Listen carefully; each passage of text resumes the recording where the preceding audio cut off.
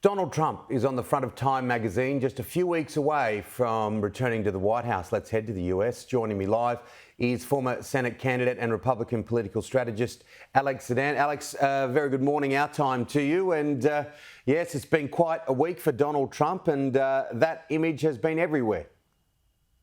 Absolutely. It's well-deserved. It's President Trump's second time being the man of the year for Time magazine. He showed it off at that ceremony at the stock exchange. And I think what we're seeing here in this country is the second time around that President Trump has been elected to the highest office in the land. It is the validation of his message and of his personality and of his force of personality to truly lead the nation with peace through strength, being accepted in quarters of American society that were violently opposed to him just 8 short years ago. It's really something to see, something to behold. What have you made of the latest news in and around some of Donald Trump's picks, whether some of them will get in, others won't, the rise of people like Ron DeSantis?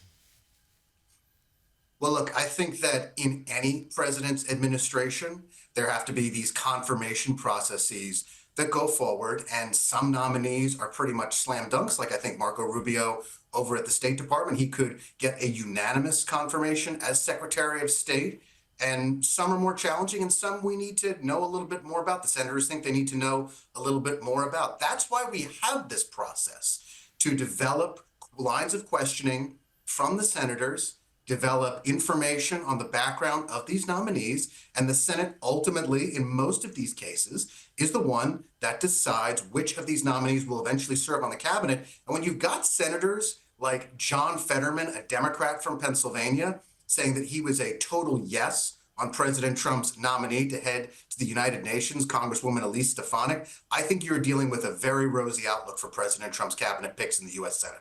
We're in the final weeks of the Biden administration. We saw one day this week the most amount of pardons in the history of the United States. What did you make of that?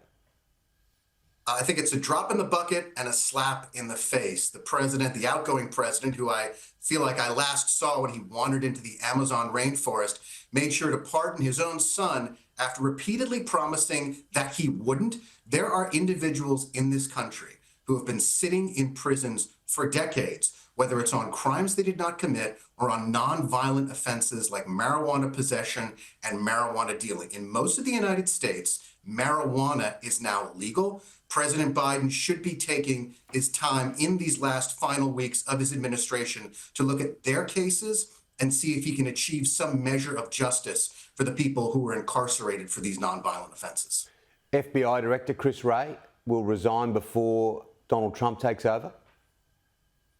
Sure. I mean, it's a long time coming. Chris Wray was obviously appointed by Donald Trump. It seems that the two of them have had a falling out, but part of the process is that the incoming president has a free hand to name his own cabinet officials, and that would include the entire scope of the Justice Department.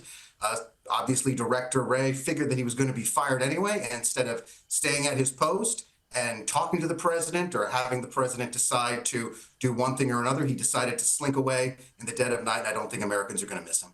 There's some tricky scenes around the world, none trickier probably than what's happening in Russia and Ukraine. Vladimir Putin saying this week Donald Trump is in grave danger. How do you see this whole story playing out? Donald Trump has come out and said that he can stop this war in 24 hours. Obviously, that is campaign rhetoric, but how do you see it all playing out? Well, let me tackle that statement from President Putin first.